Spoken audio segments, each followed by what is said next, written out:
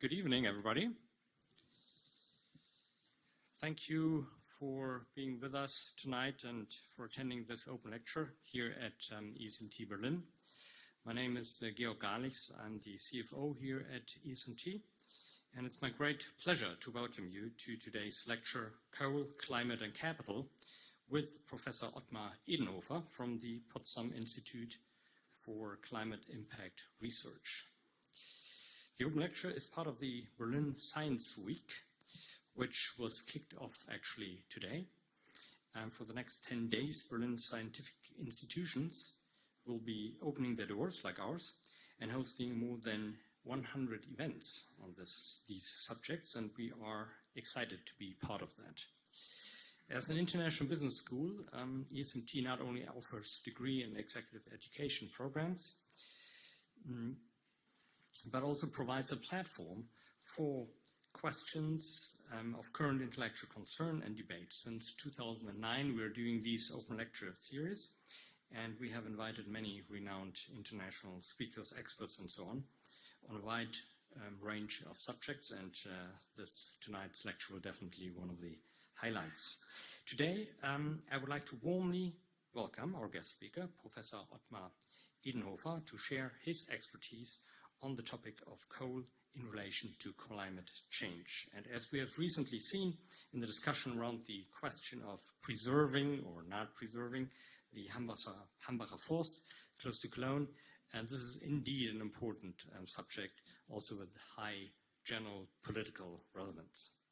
Ottmar Edenhofer is one of the world's leading experts on the economics of climate change and is currently both the designated director of the Potsdam Institute for Climate Impact Research and professor for the economics of climate change at the TU Berlin. He has published articles in various journals, Nature, Climate Change, Energy and Economics, World Economic, just to name a few, and has authored a number of books on these topics. He is one of the top experts in the field and has also advised policymakers and governments on questions of green growth. By the way, he has also just been ranked one of the top economists in Germany, has been ranked number 12 by the Frankfurter Allgemeine Zeitung. Before I pass on to Professor Edenhofer, I would like to thank our media partners, Tagesspiegel and Harvard Business Manager. Please join me in extending a warm welcome to Professor Edenhofer. The floor is yours.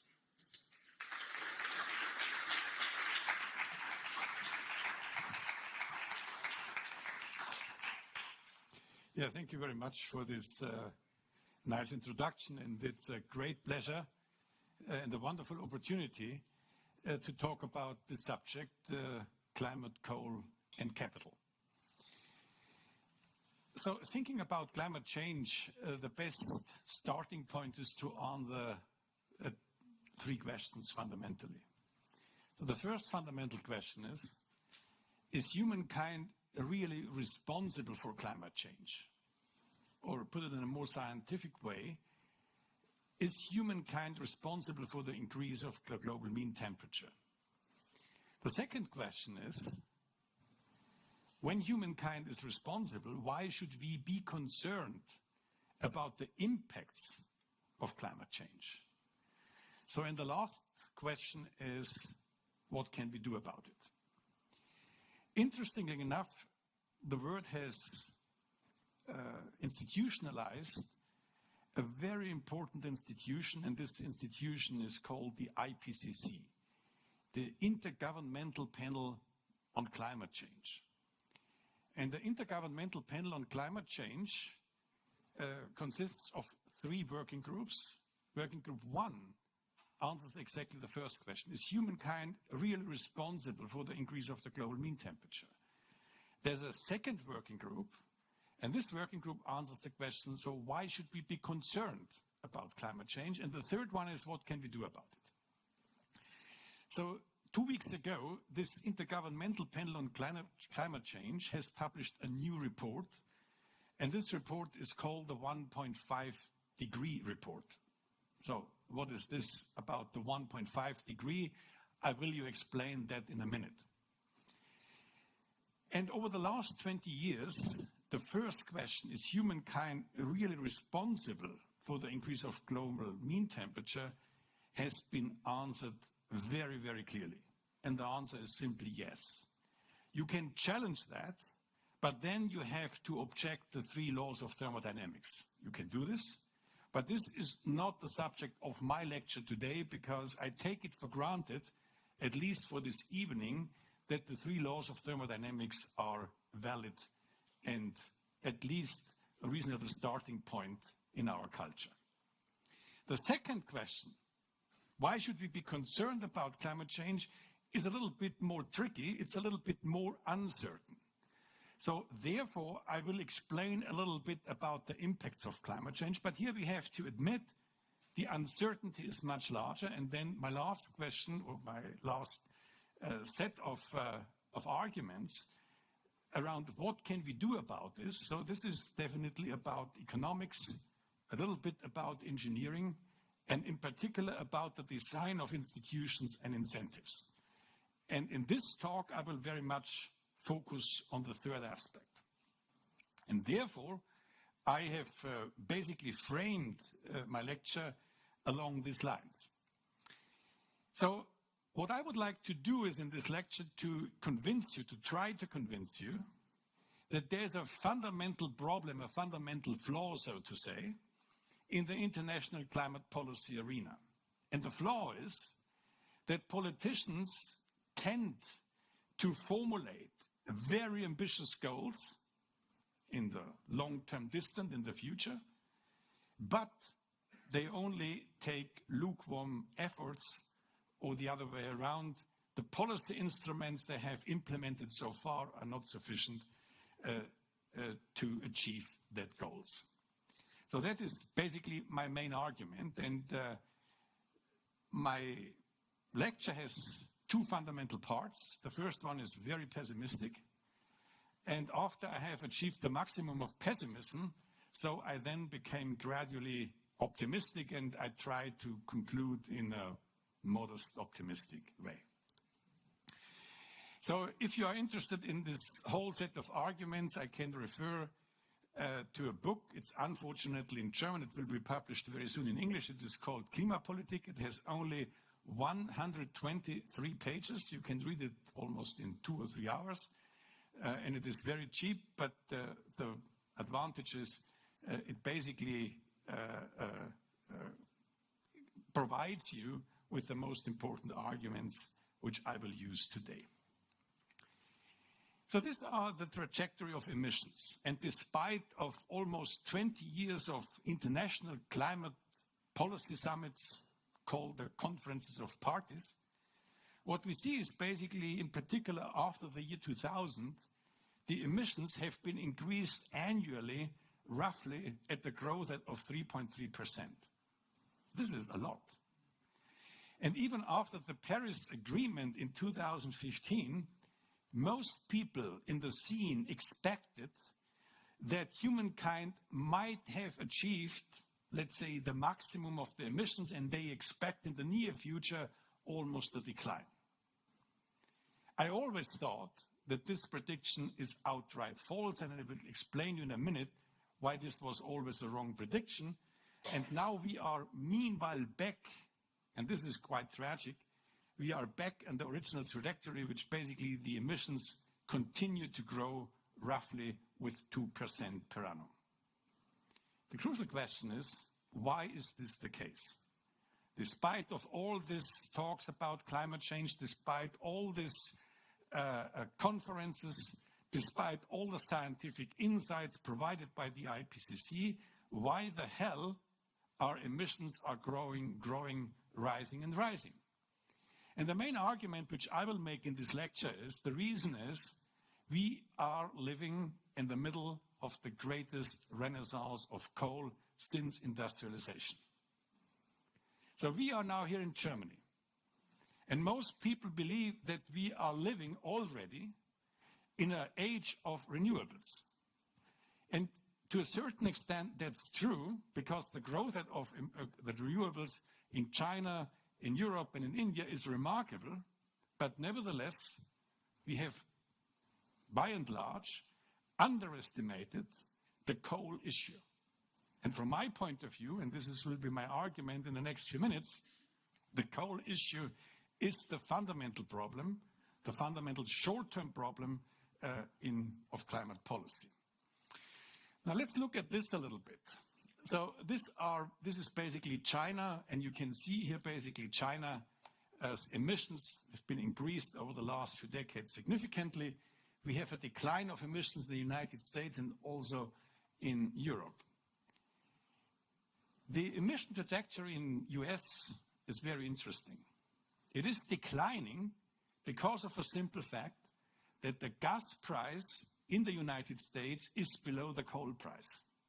And this is the reason why coal is no longer competitive in the United States. Despite of Donald Trump, I don't believe we will see a renaissance of coal-fired plants in the United States. Due to the simple fact, it's the power of the relative prices. The gas price is below the coal price. In Europe, we see a declining emissions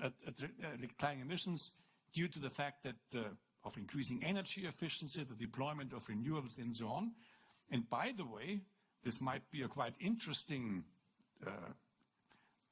coincidence. In Germany last year, the emissions have been declined roughly by 7%. And what was the reason for that? The hot summer. It was not technological change, it was just the hot summer. So hopefully, politicians will not announce in January that this was due to the fact we have a wonderful and a very successful climate and energy policy. Now, let's look at a little bit here on the emissions caused by primary energy carriers like coal, oil and gas. And again, this is quite remarkable that in the year 2000s, all these international global institutions like the International Energy Agency have announced that the king coal is at the end of his reign. But this was not the case. It was never the case. You see here basically the emissions after 2000s caused by coal have been increased significantly. And here there is a small dip, but now we see again an increasing emission caused by burning of coal. So gas and oil are less important, but nevertheless, they are still rising. Okay, this is where we are. Now, the next question is, what should we achieve? And this is very much related to the question, so why should we be concerned about climate change? This is, by the way, a typical figure from the IPCC report. All the figures of IPCC are almost inaccessible, but nevertheless quite important. And I can say this because I served in the IPCC for 8 years as a co-chair, and we never have been in a position to provide nice figures, but nevertheless it is worthwhile to look at this figure for a while. So the first thing is, when we talk about the impacts of climate change, we have no single metric to measure the impacts of climate change. And therefore, within the IPCC, we decided to come up with risk categories. For example, unique and threatened systems. This is basically the coral reefs. What this shows is basically when global mean temperature is increasing roughly between 1.5 and 2 degrees, almost all coral reefs will disappear. So then you might say, why should I be concerned about the coral reefs? Some people in the fishery industry are concerned. I do not claim that this will have a strong impact on the worldwide GDP, but nevertheless, it shows that even an increase of global mean temperature around 1.5 and 2 degrees has an irreversible impact. There are other categories like extreme weather events, the distribution of impacts, global aggregate impacts, and in particular, large-scale singular events. I will not talk about all these risk typologies, so I would like to highlight the large-scale singular events. So what you can see here is that where we are now, since industrialization, we have increased the global mean temperature roughly around 1 degree, So the risk that we will basically kick off the large-scale singular events is very, very low. Kicking off the large singular events will become an important aspect or an important event, an important risk category when we increase global mean temperature roughly around 4 degrees. And by the way, if humankind continues with its current emission, at the end of the century, the global mean temperature will increase roughly around 4 degrees. What are these kind of large-scale singular events? A very simple one is the dieback of the Amazonian forest. When global mean temperature is increasing roughly around 2 degrees, the Amazonian forest will be transformed from a net sink of CO2 in a net source of CO2. The change of the monsoon dynamics in Asia and in China will become an important issue. So these are events which will change in the future the planetary machinery in a fundamental way. So therefore, the governments around the globe have decided in Paris that the increase of global mean temperature should be limited well below 2 degrees, if possible to 1.5 degrees. So this is basically the goal in order to avoid dangerous climate change. So I leave that for a minute, and this is basically more for economists. These are the impact of climate change on economic growth. And this is not just the impact on coral reefs, on agriculture. This includes also the impact on manufacturing, and also in particular the impact of climate change, the impact of the increasing global mean temperature on the GDP trajectory. And I would like to basically to highlight two important aspects.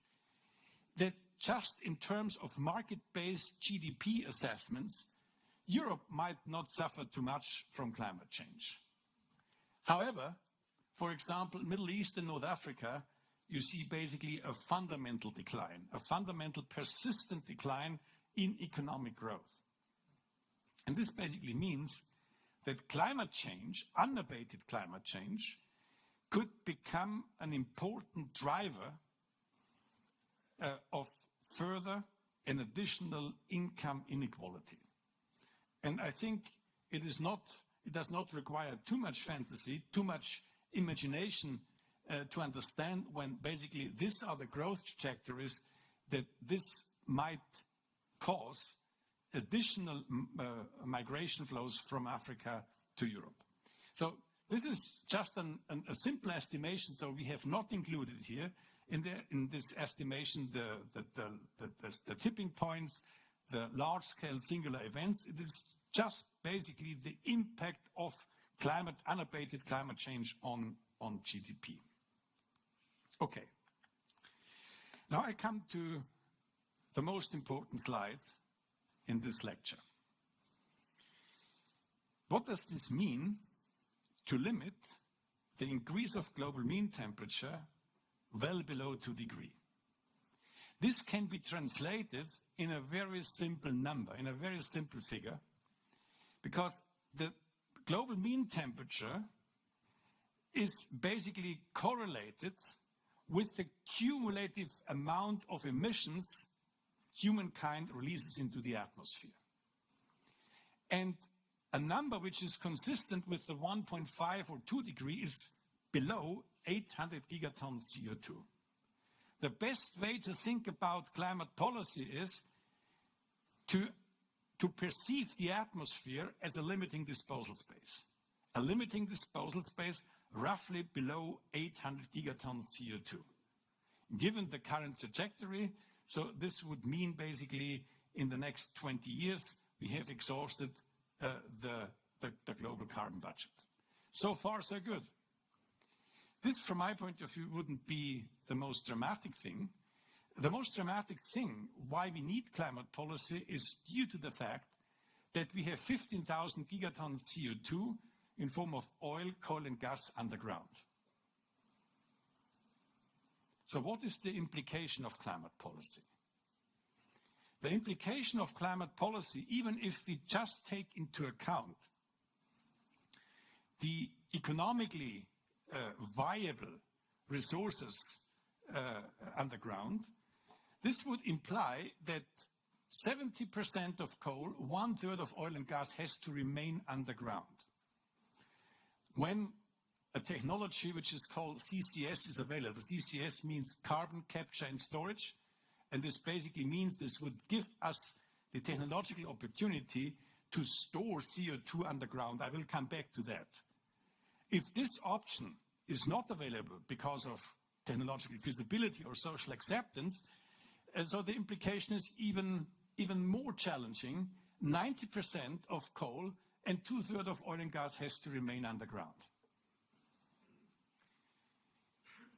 So climate policy, like it or not, which should be consistent with 1.5 or 2 degrees, just as an order of magnitude, and even if I would add 100 gigatons more, has a very simple implication. And the implication is climate policy devalues the assets of the owners of coal, oil, and gas.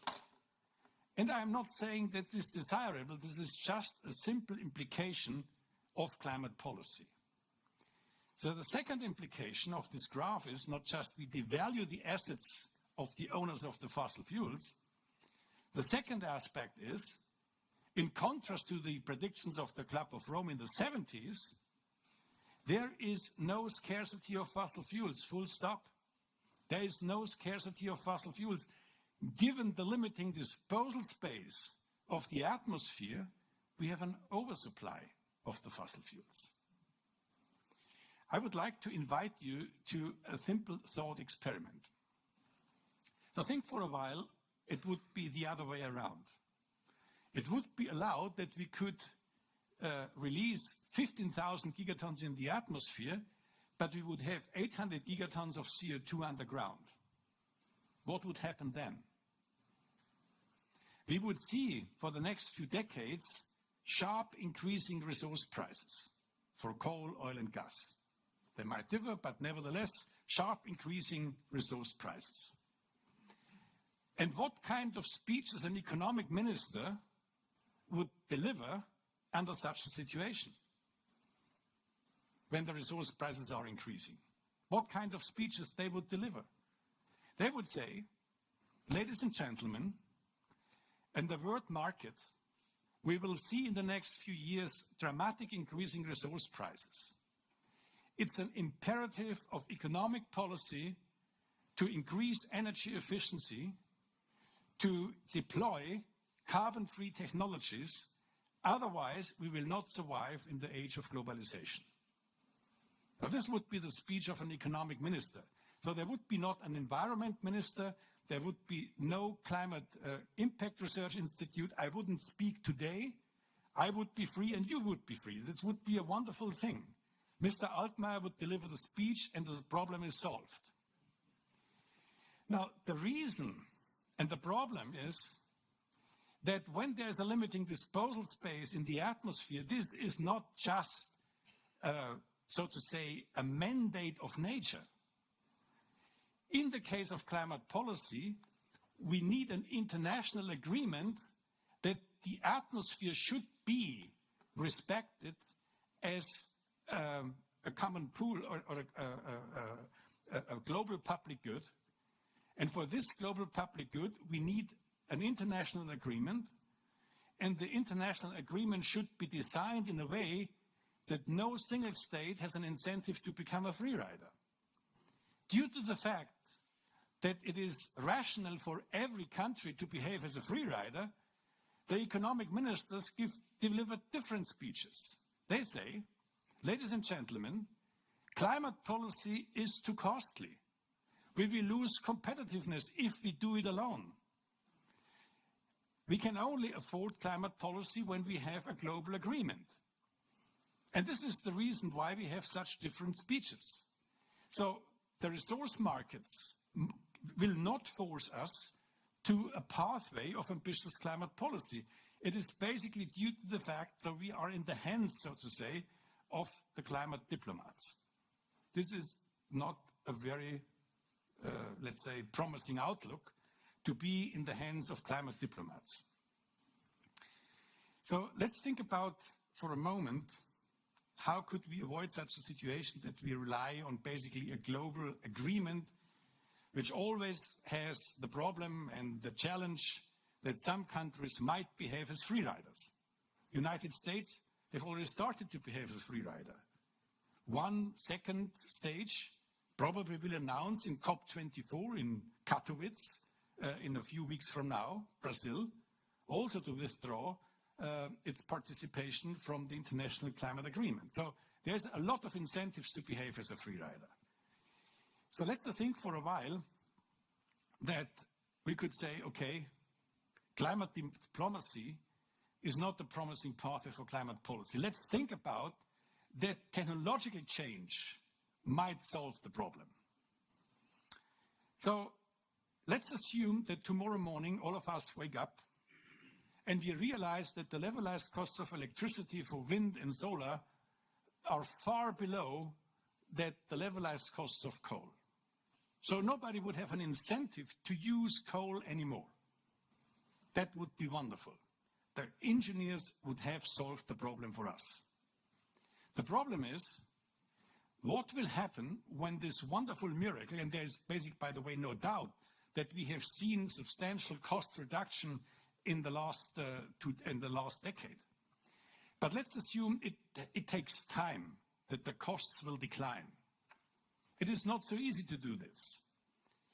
When it takes time, what will happen in the meanwhile? In the meanwhile, we would have additional deployment of renewables in some parts of the world, also nuclear power. The deployment of carbon-free technologies will also reduce the prices and the demand for fossil fuels. When the demand for fossil fuels temporarily will decline, the prices will decline. So there's a strong incentive to use additional fossil fuels. And this is exactly what happened, by the way, in China and in Germany. So we have increased the share of renewables, but at the same time, we created a strong incentive to use coal. So then basically, in this meantime, we are in a situation where we have both renewables, the additional deployment of coal, and increasing emissions. This is the situation now. Emissions are increasing despite of the deployment of renewables. So the only way to overcome this, let's say, unintended side effects is, and this is not a surprise for economists, to impose a price on carbon. A price on carbon which reflects the limiting disposal space of the atmosphere. And the price on carbon delivers three important aspects, or three important characteristics. The first one is a carbon price penalizes the use of the fossil fuels according to their carbon content. And this is an implication, and the implication is carbon-free technologies become competitive. And at the same time, the price of carbon creates revenues, and by the way, these revenues are much larger than the reduction of the assets of the owners of coal, oil and gas. And this is, from my point of view, one of the most important insights climate economists can deliver to the public, that a carbon price is a necessary condition for a successful climate policy. Otherwise, we would be doomed to a situation where we use renewables and fossil fuels at the same time, and we will never achieve a reduction of emissions. You might think about a few other options to solve the problem.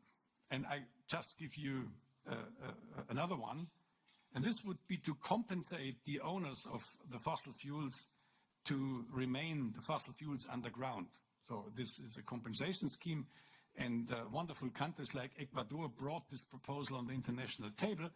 But I would like to highlight simply, when we would offer the owners of coal, oil and gas a compensation for that, this would create a strong incentive to increase the investments in the exploration of the fossil fuels. And by the way, a fact which is simply not appreciated in the public debate.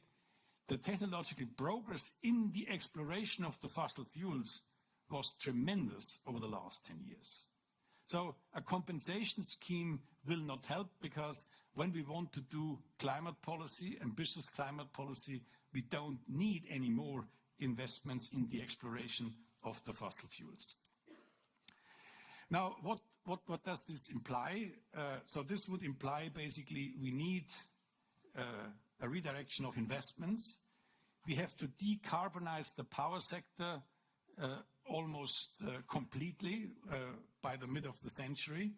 We have to launch a process of electrification of the freight and transport sector and the heavy industry. We have to achieve carbon neutrality by the mid of the century. And by the end of the century, we need a technology which is called negative emissions, which basically means we need technologies to absorb CO2 from the atmosphere. So this is the typical 2-degree pathway, and we need this because we have residual emissions, in particular in the industry sector, and without that negative emissions, it wouldn't be possible to transform our world economy. So the whole thing becomes a little bit more dramatic for the 1.5-degree target. It's steeper emission reduction, it's a little bit earlier carbon neutrality, and you need a little bit more negative emissions.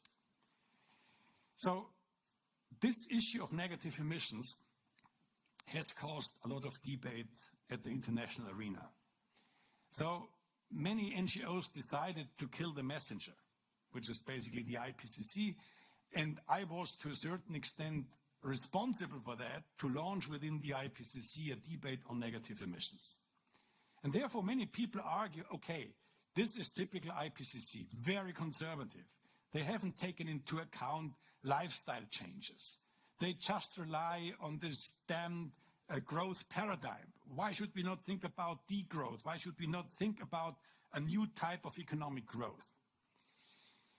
Admittedly, we have taken into account these aspects in our scenarios, and nevertheless, despite of the fact we have included lifestyle changes, we can reduce the amount of negative emissions significantly. But what we have done so far is we have tried to calculate what is the amount of committed carbon in our different sectors, in our infrastructure.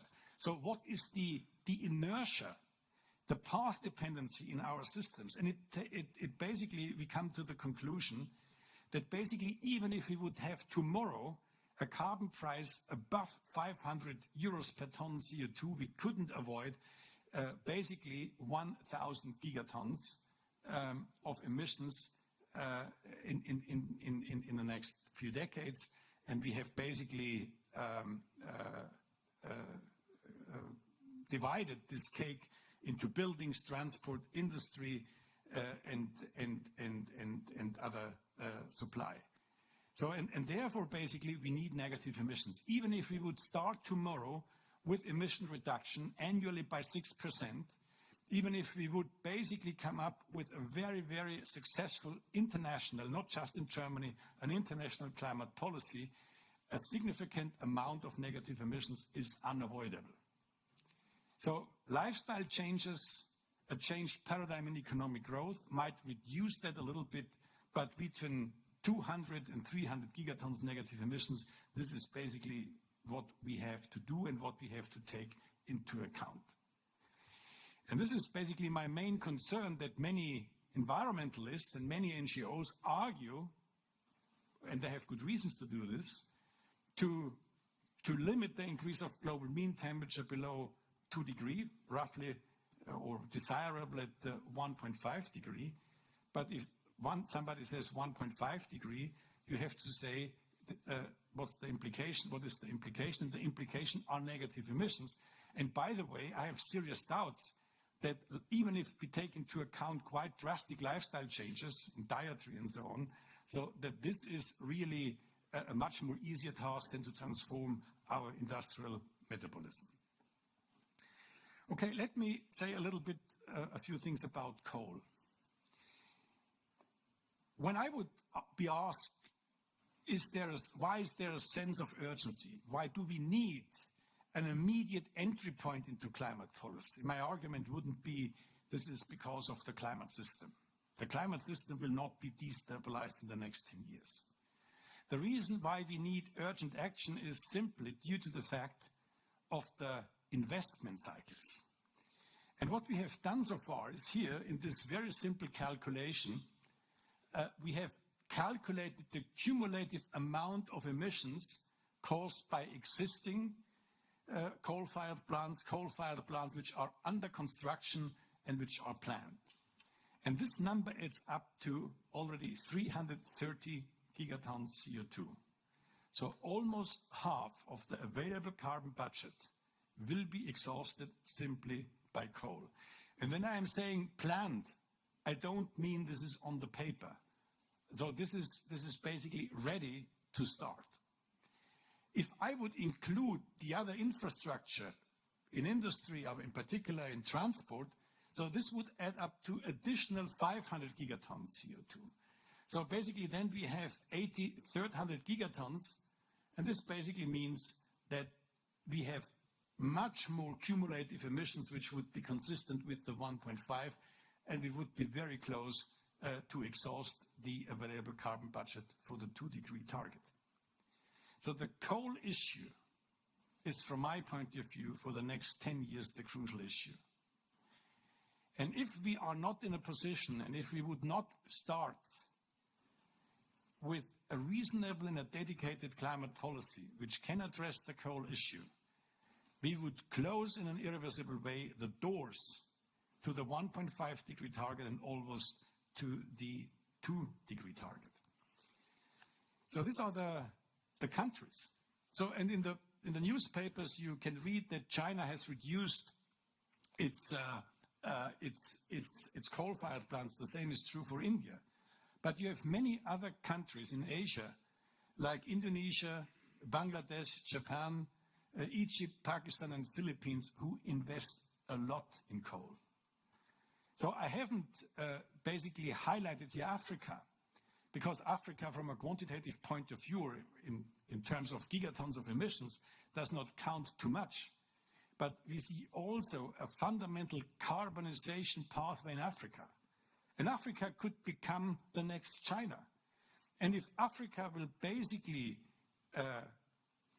escape the poverty trap with coal, so then basically ambitious climate policy would be out of reach.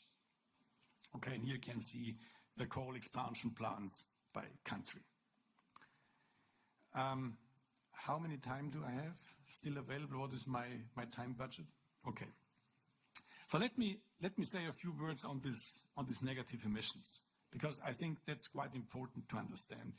And here I will go through very quickly through this option. So basically, one technological option, the first one would be carbon capture and storage. And this would basically imply that from large-scale gas or coal-fired plants and even biomass plants, we would basically capture CO2, and then we would store this CO2 in geological formations. So I know that most people are very, very skeptical to deploy such things. There are a few other options. It's direct air capture, where basically you have artificial trees which basically absorb the CO2 from the atmosphere. So this is called the CCS option. And within the IPCC scenarios, to a certain extent, this CCS option has to be used. It's relatively cheap.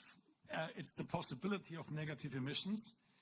But there are also disadvantages. So there's a limiting geological storage.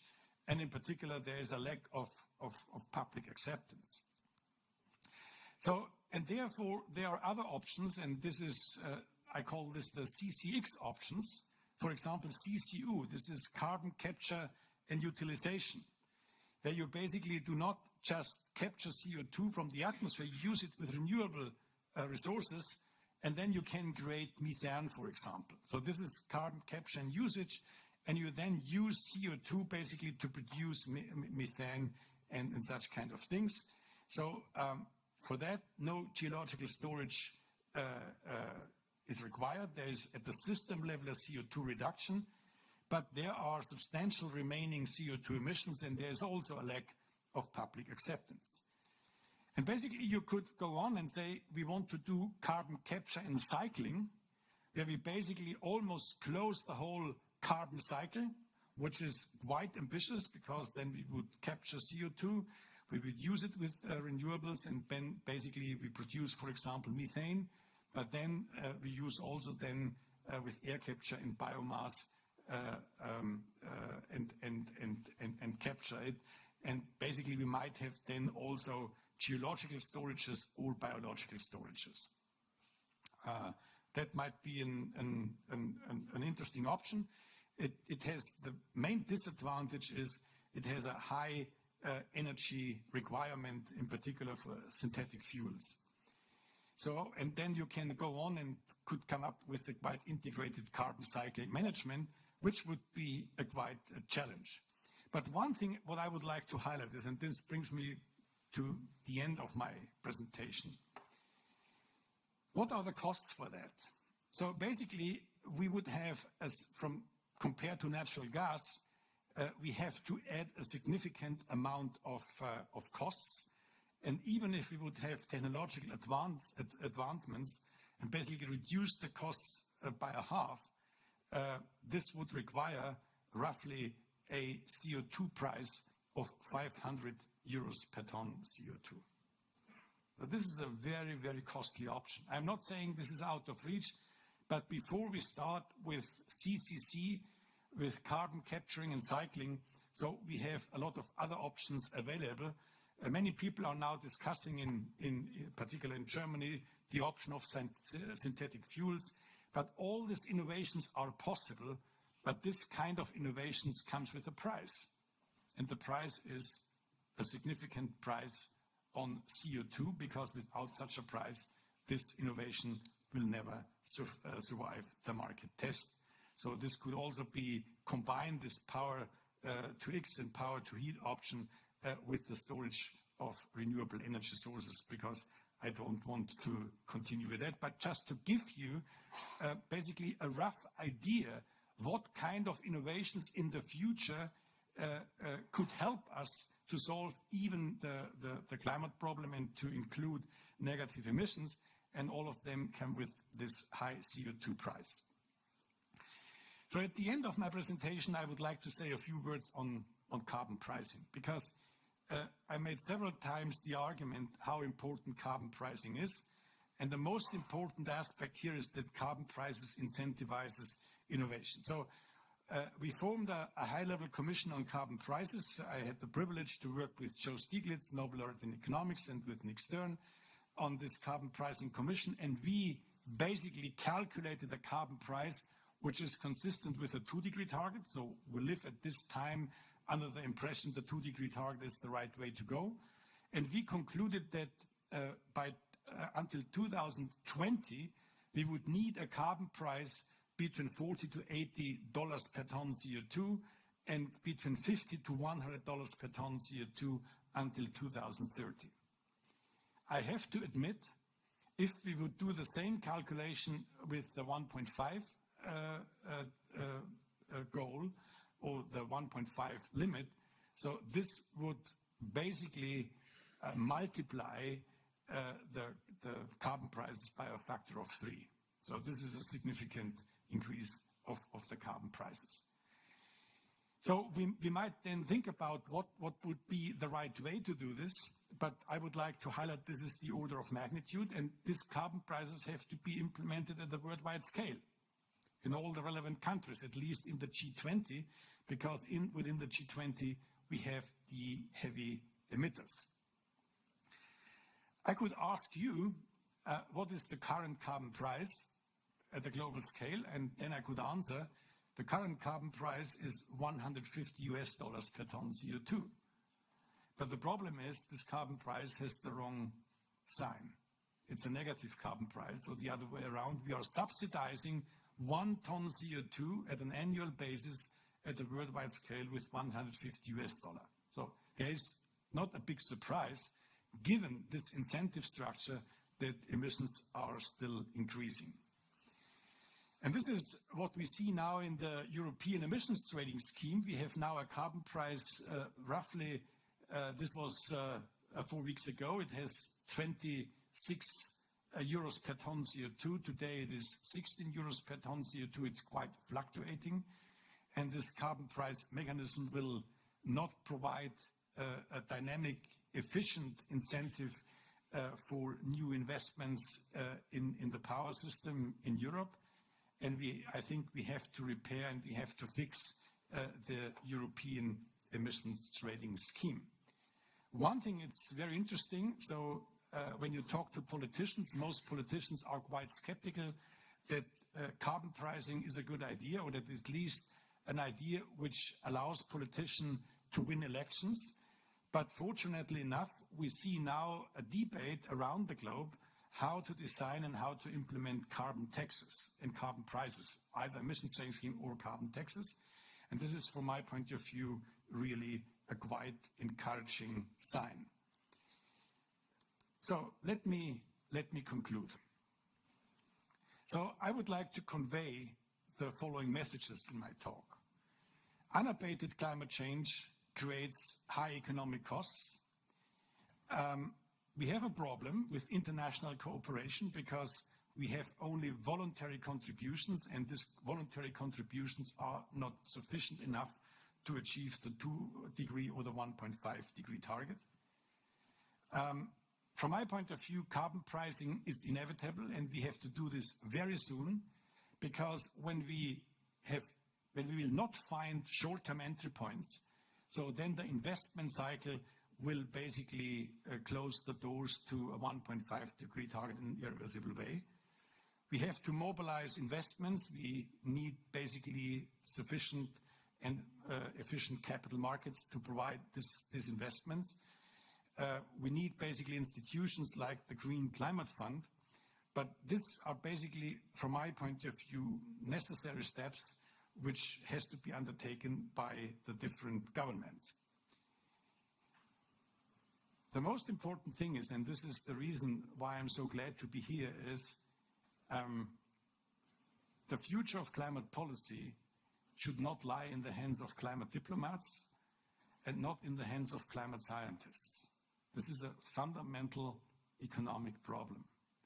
And therefore, I believe the economics of climate change is a very, very important subject. And it was very wise that this year the Nobel Prize for Economics has been devoted to a climate economist, Bill Nordhaus. And Bill Nordhaus advocated carbon pricing for a very, very long time. Carbon pricing, I would not claim this is a brand new idea. It's a very old idea. But sometimes very old and very good ideas hadn't a chance to survive the political arena. And it is now up to us to understand the political economy of carbon pricing. So this is the next challenge. If we fail to find out sufficient conditions to implement the carbon prices, climate policy will fail. So, and therefore institutions like this institution, like other institutions, economic institutions, are crucial for the future success of climate policy. Thank you very much.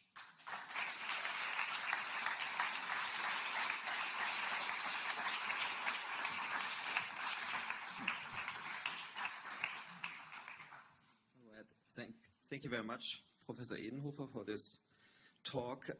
I just have one question before we open the floor. What do you think about the developing parts of developing countries? You said that Africa might actually find a way out of the poverty trap by using coal. How can we, as industrialized nations, justify limiting their emissions? I think we have no right to say it is forbidden. So, and by the way, in the United Nations Framework on Climate Change, there are 3 fundamental principles, and one principle is the right to development. And this is very important. Climate policy should never be used to limit the right to development. So from my point of view, what we should do is, so we have an institution that in Paris created, which is called the Green Climate Fund. And the Green Climate Fund should be used to help countries in Africa, on the one hand, to implement policies, reasonable policies, in particular carbon pricing. And then we have to basically finance some of the mitigation costs. So without an international transfer scheme, we will not be successful in international climate policy, and this has to be implemented from my point of view. And do you think this is going to be feasible?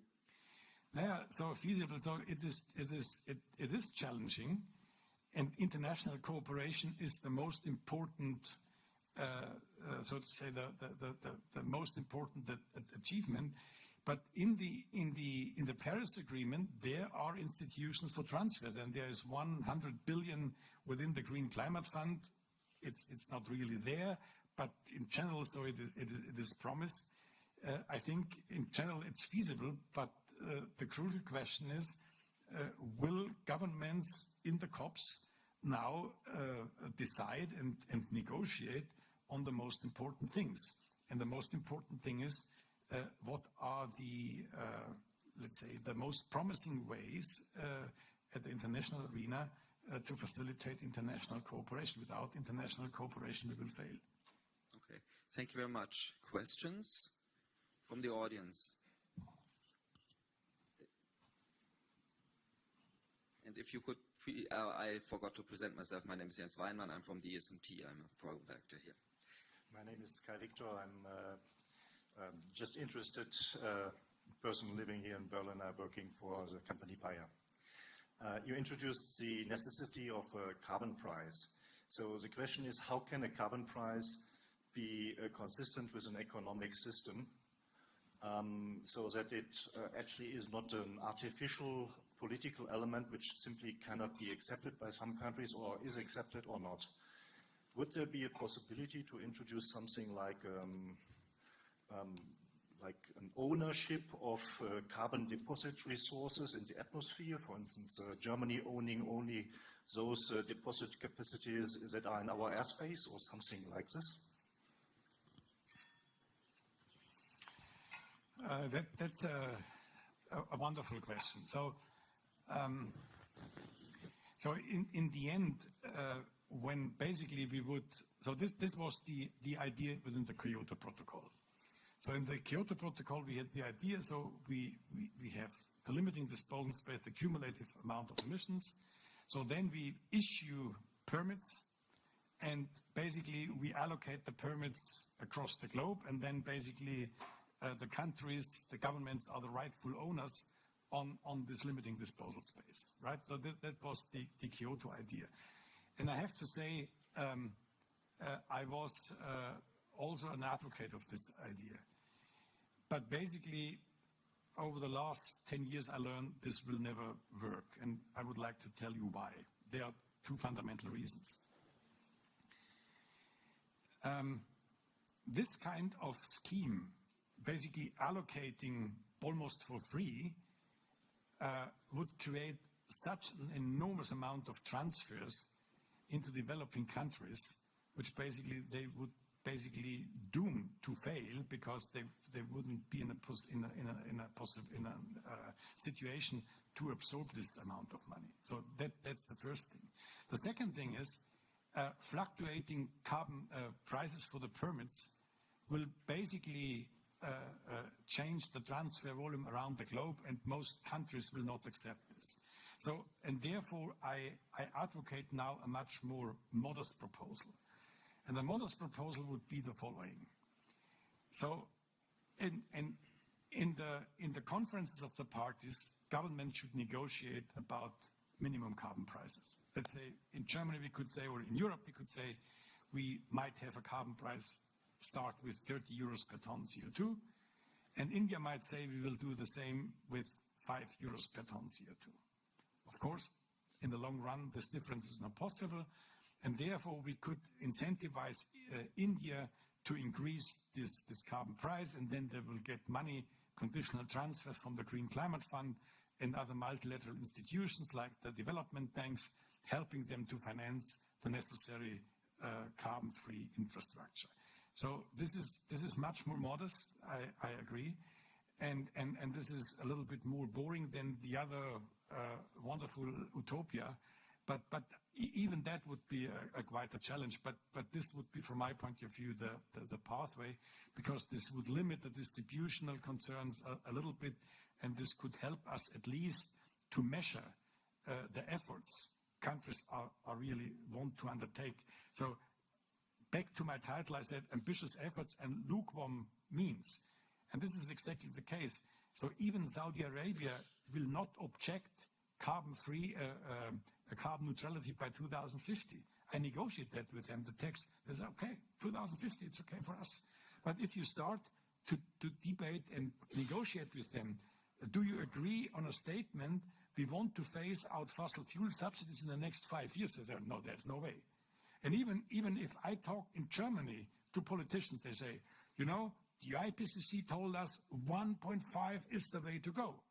When I argue, okay, but this is a carbon price roughly around 60 euros per ton CO2, they say, no, we are not committed to political suicide. So this is a schizophrenia in the system, and therefore it is good to translate our effort in the carbon prices, because then we might find out what are the real intentions and the real efforts countries are really willing to undertake.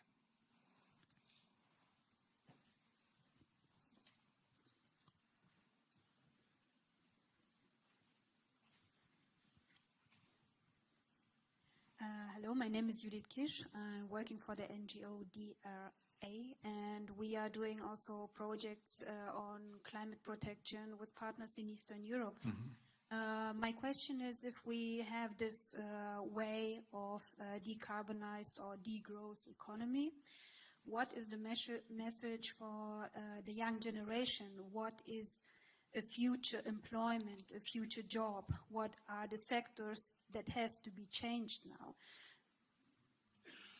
But did you say degrowth, or was this? Yeah, decarbonized economy or degrowth that you mentioned. Yeah, but this is for me a very, very important distinction. I never talked about degrowth, never, right? Because I'm not saying that the GDP or human well-being should decline. I'm not a Malthusian. I'm not member of the Club of Rome. You should never mix these two things. When I'm saying that emissions should decline, I deeply believe this is consistent with reasonable well-being, and it is even consistent with a reasonable economic growth pathway. And this is very, very important to understand. I don't believe that if we reduce pollution in the end, that this would decrease economic growth. For me, it's a structural change. And if you ask what are the future jobs, so there are plenty of innovations which have to be deployed. So we need research and development. We need investments along these lines. By the way, the other Nobel laureate this year, Paul Romer, advocated the importance of innovation for economic growth. And in the end, the carbon price, from my point of view, will change the direction of technological change. So we will not just increase labor productivity. In the future, we will increase, and we have to increase energy and resource productivity. And this will create a lot of innovation, a lot of jobs.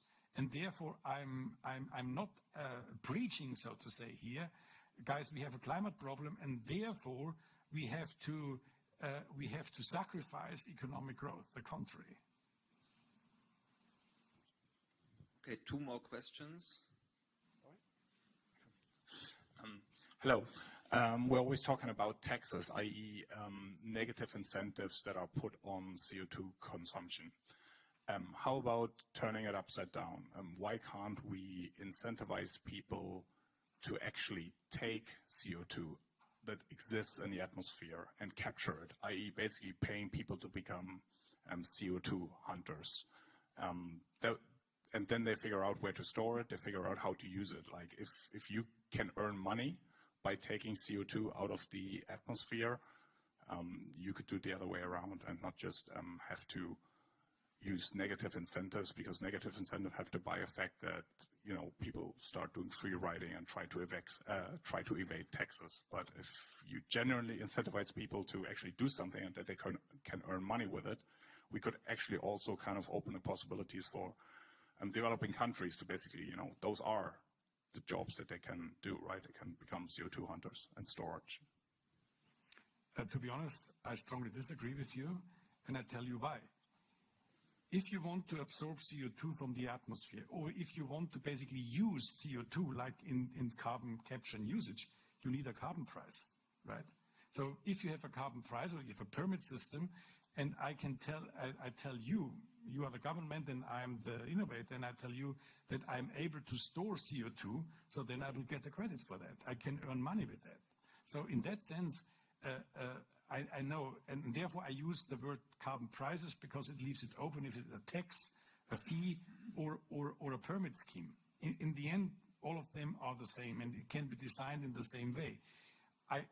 A carbon price basically means, in an economy, means you can earn money reducing emissions or to deploy technologies like carbon capture and usage. So from my point of view, it is an illusion to believe without the carbon price you can incentivize technological change. It would be the same.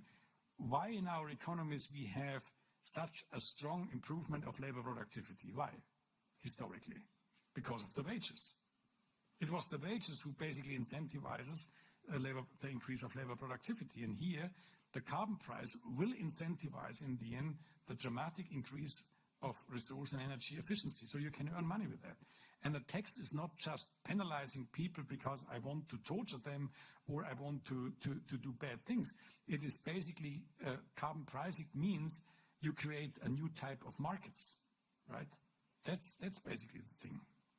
And subsidizing that is, from my point of view, the wrong approach.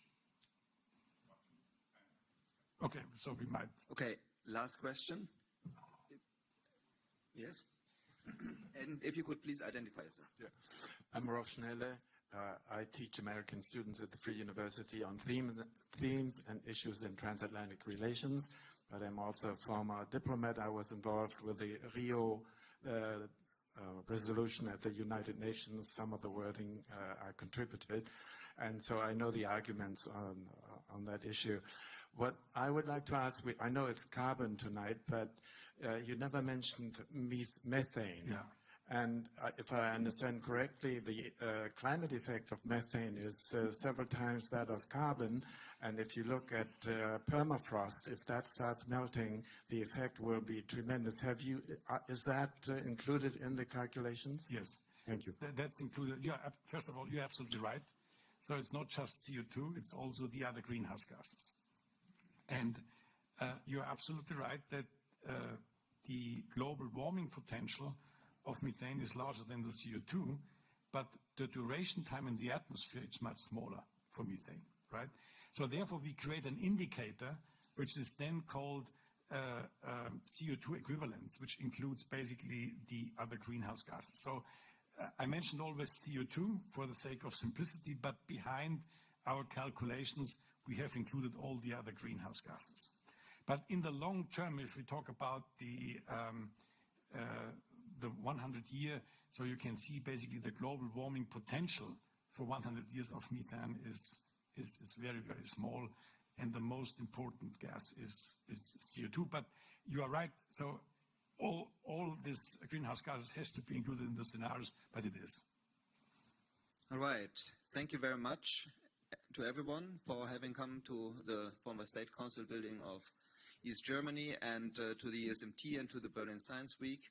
We give a warm applause to Ottmar Edenhofer. Thank you very much.